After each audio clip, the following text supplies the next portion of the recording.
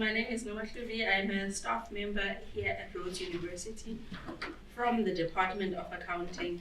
The research that I'll be presenting today is for the fulfillment of a Master of Commerce degree.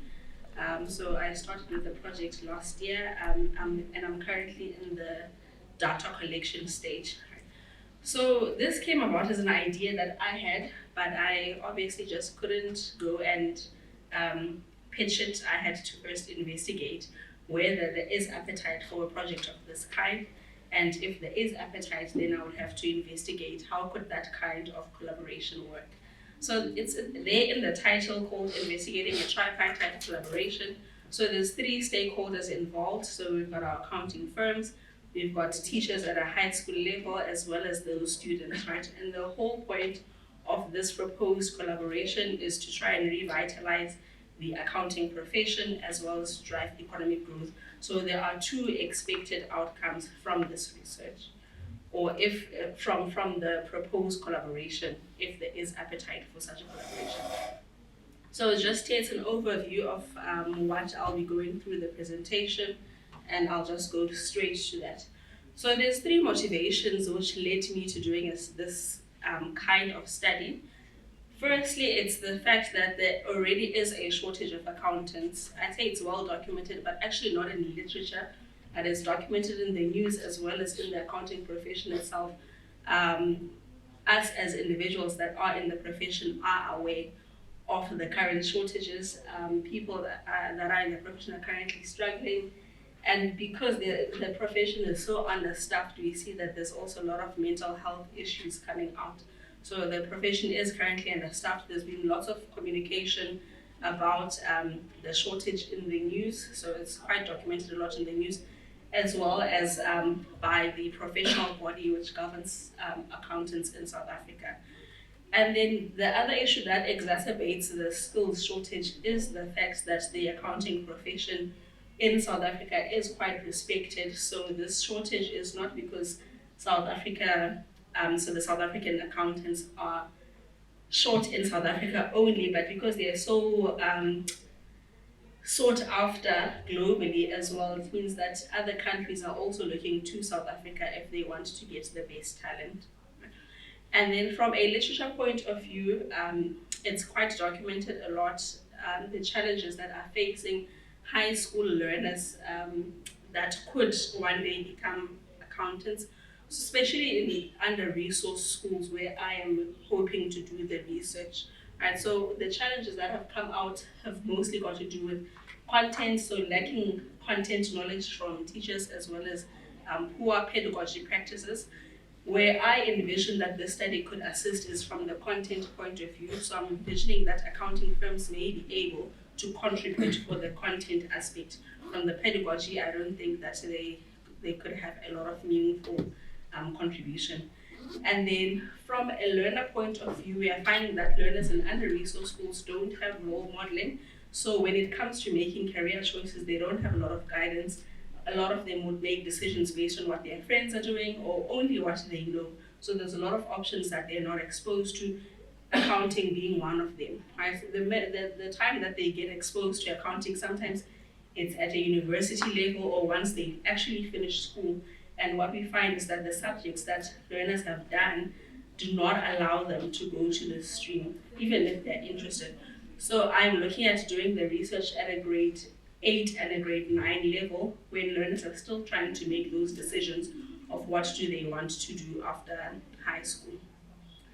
Then the last point is from a socio-economic justice point of view. So I think a lot of people do know that accountants are well remunerated. So I think then it should be an option that is available to learners from under-resourced schools. They should also have that option of getting into a career that remunerates quite well because they're coming from disadvantaged communities. If you get into a career of this kind, it would allow those learners to sort of break the cycle of poverty and lift themselves up from their current situations. Then the last one is that personally, I feel like I am a benefactor of this profession. I myself went to an under-resourced school and I was able to go through the entire process. And through having gone through that process, I believe that I have been able myself to sort of break that cycle of poverty in my family. And it's sort of something that I wish that it can be an option that can be made available to other people if it's what they want. So that's the motivation for the study. And then in terms of the research objectives, so on the one side, we want to investigate how accounting firms could help support teachers, right? So we want to support teachers because when you support teachers, then they would be able to support their own students from that content knowledge. Because in the accounting discipline, the language tends to be quite difficult and the concepts tend to be quite foreign for learners. So when you can have certain support for teachers, it would allow teachers to then be better able to explain certain concepts to their learners. And then the other leg is that accounting firms employ a lot of young people, and these young people could then be role models to learners in these under-resourced communities, because from the research that I've done, from the interviews that I've done, I've already seen that learners don't know an accountant. They don't know what an accountant does. They've never met an accountant even in their whole lives. Like, if I introduce myself as an accountant, that'll be the first accountant they're exposed to. So it's not something that is quite often. So when you start seeing what a profession looks like, and you're like, I actually know someone who does this, then it can be part of something that you can sort of see for yourself. So that's the other objective, and then this should solve two problems. One, the current shortage in the accounting profession, and then secondly, because if learners should choose to go into this route, then they should be able to uplift themselves and better their own selves as well as their families. Then the theory that I used for this research was the theory of social justice, which recognizes the claims of previously disadvantaged communities. So that's why I've went and done the research with the under-resourced schools in Makhanda. So there's 6, but I have decided to limit the scope to 3. And the 3 that I am working with are all in the lowest quintile of the high schools. And then, so those are the 3 schools that I'm working with. The theory recognizes that these schools that I'll be working with were previously under disadvantaged, and in fact they continue to be disadvantaged because they are under-resourced as we speak, right? And when we look at the people that are currently going into this profession, it's mostly people that went to better schools, either private schools or the slightly higher up public schools. So I'm wanting to go into those communities where they sort of don't get any attention or any resources at all. Right? And then the important aspect with this theory is that it prioritizes access through participation. So by involving all 3 stakeholders, which is the teachers, the learners themselves, as well as the firms that will be providing this kind of support, then we are able to get a view of everyone that will be affected by this collaboration. Okay, so just some details on the study. So it's a qualitative study. I've used interviews to carry out the study. I've worked with 2 schools so far, interviewing a set of learners under a focus group setting, as well as interviewing a maths teacher, as well as an EMS teacher. And then what I'm hoping to do is, once I've interviewed all of the learners as well as the teachers, I'll consolidate all of that data, analyze it, and then that will initiate phase 2, where I'll be going to the firms to say, now this is what the schools are saying. If they are interested in this kind of collaboration, what they think should be part of this collaboration, and then find out from these accounting firms how they think they can contribute and what they think they could bring to the table. In terms of sampling, I'm working with 3 schools, and all of these 3 schools are based in Makhanda, the lowest, which is quintile 3. So in Makhanda, we don't have, at the high school level, below quintile 3. It starts from quintile 3, 4, and 5. So there's 3 schools that are part of the sample. And then what I have found from the few interviews that I have done is that from a learner point of view, there appears to be a strong desire for this kind of collaboration, because as I've said, that a lot of the learners were actually expressing that they've never met an accountant, and outside of accounting being a school subject, and even then the school subjects that they actually do in grade 9, they don't know accountants. And a lot of the schools now have even discontinued accounting in the grade 10, 11, and 12. So at the grade 9 level, grade 8 and 9 at an EMS level is the only exposure to accounting, and they don't know anyone, they don't know what accounting does. So the learners showed a lot of interest in this kind of collaboration. Then when we look at the teachers also show an interest for this kind of collaboration. But from the teachers, I can already foresee that there will be certain challenges, because a lot of them, because they work in these kinds of schools, I would say they are overworked. Most of them are teaching from the morning right up until the end of the day without any extra periods. So if you're thinking about doing anything outside of the 8 o'clock until 3 p.m. day, then it already feels like it's a lot of work, because even in a normal day, they can't get through everything that they need to get through. If there's any marking that needs to be done, they need to do it after hours. So it's just from a teacher point of view, finding the time of where this would fit.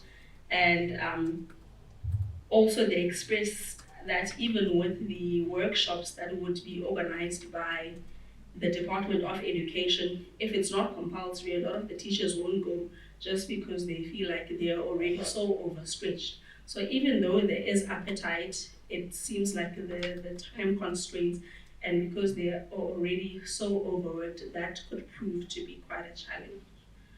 Right, so I am still in my phase 1 of the research, meaning interviewing learners and teachers. I am yet to go and find out what the accounting firms actually say.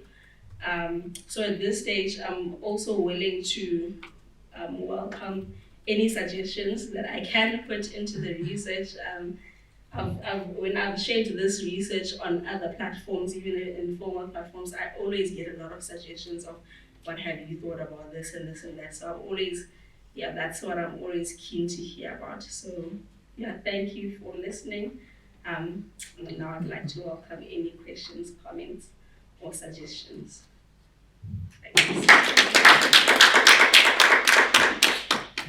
Thank you. Well tackled, well prepared. Yeah, let's open up for questions, comments, colleagues. Yes, thank you. Thank you, Phoebe. That was a very nice conversation and presentation. And I think there's really a need for this type of collaboration. And I'm just wondering, let's take it like forward and say you've done the research and you have this collaboration working. You mentioned how, or I saw rather on your slides, that with accountants, they're obviously governed by a governing body, which is SICA. And I'm just wondering if you foresee that there'd be any red tape with SICA being the governing body in this type of collaboration, or what would their role be in sort of making this type of collaboration a success, if they can be involved? Thanks for the question. I don't think that there should be red tape from a SICA point of view, because they also have their own mandate of increasing the number of people that are coming into the profession. Currently, how they're doing that is through this bursary program that only funds Black and colored African learners. It's called Tutuka.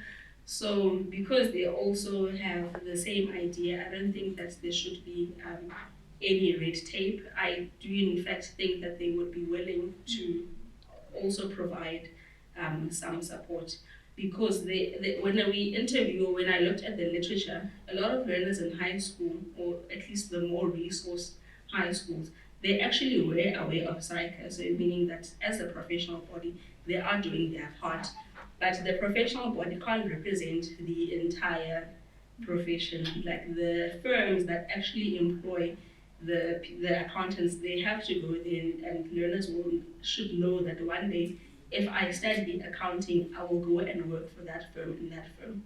So I think the professional body on its own has done a lot of work, but from the firm's side, I think that there's more that they could do to also achieve the same objective. Thanks. Thank you. Yes, you can go ahead. Thank you so much. Asking out of curiosity, you are, I'm not sure if I got you correctly, but I pick up that you've got two target populations, one being the schools and the other being the accounting firms. I'm just curious regarding permission to conduct the study. Have you made any contact with have you identified the organizations that you'd like to interview? Have you made any contact, and what's your experience regarding them being receptive to your research study? Because a lot of the time we get pushback from organizations, especially government departments, as people from the social sciences. So I was just wondering how that thing is on your end. Yes, I think it is quite tricky. So from a school's point of view, I have made contact with two of the schools. Then the third one I still need to make contact with. I have attempted, and it's actually has been a challenge. I have made some resistance, so I'm exploring other channels of accessing that particular school, because I really want to work with it for certain reasons. And then from the accounting firm's point of view, I think there will also be some resistance, but I am banking on the fact that as an employee or as a staff member at Rhodes, we train, right, these students that will go and work for them. And we do a 4-year program, which is a 3-year separate and a 1-year separate. And we find that a lot of the firms actually come to us at the end of the year because they need to employ people in January. So they come to us and they're like, do you have graduates for us? We will pay their fees. So I am banking then on leveraging from those relationships and leveraging from those discussions in order to facilitate. Yeah, but I am expecting some resistance. Thank you. Thank you. Yes, you can ask. Not a question, but I think there's an opportunity for you to explore of the firms that you are referring to, because I'm aware there's a lot of work that they do as well. The likes of Old Mutual Foundation that works with high school learners specifically for actually an accounting, because they have a pipeline project in which they also fund students at the university level, so working with them. So I would suggest perhaps tapping into those CSI departments of the corporates, because there's already groundwork, but they're working in silos, of course, because of their friends and whatever. So it's a beautiful work that you have to do. Okay, thank you. I just want to make one comment, but before I just want to check if we have the next speaker here. Sonke Yende from Umalang? No? Okay, maybe let me make this comment as a question as well. I mean, just from your topic only, I can see it's going to be quite an enriched study in terms of triangulation specifically. I mean, you're looking at actually 3 partners here: the firm, is the teachers, and the prospective students. So my questions relate to the methods in particular. What's the plan there in terms of triangulation to make sure that you use different methods of data gathering in particular that will even enrich it even more? I mean, the diverse partners that we are working with in terms of or your sample rather, your participants rather. Yeah, so in terms of the methods that you are going to use. Just clarify for me again, triangulation. Triangulation meaning that if you were to use more than one method, like for instance, some will use photos as well, and also what's this, focus groups, interviews, all those type of methods to gather the data. Then in that way, eventually triangulate in terms of your findings are not only based on interviews, like some will just do interview and that's just one aspect, which it works anyway. It works, but if you triangulate it, enrich it even more, yeah. I have not thought about that. So currently the plan is to conduct interviews for individual interviews for teachers So there's a separate interview for the maths teacher, there's a separate interview for the accounting teacher at each school, and then there's a small focus group of learners, and then we do that as an interview. Then once that is done, then there'll be individual interviews with representatives of the firms. So I'm intending on interviewing representatives from 4 or 5 firms, so then they will all be individuals. So that is the current plan. I must say I haven't thought beyond that. I was just raising awareness. You have thought of that. Is there? Please go read a little bit and make sure that you highlight the triangulation. It's there already. Yes. Yeah, it's quite an enriched paper. I can already see that.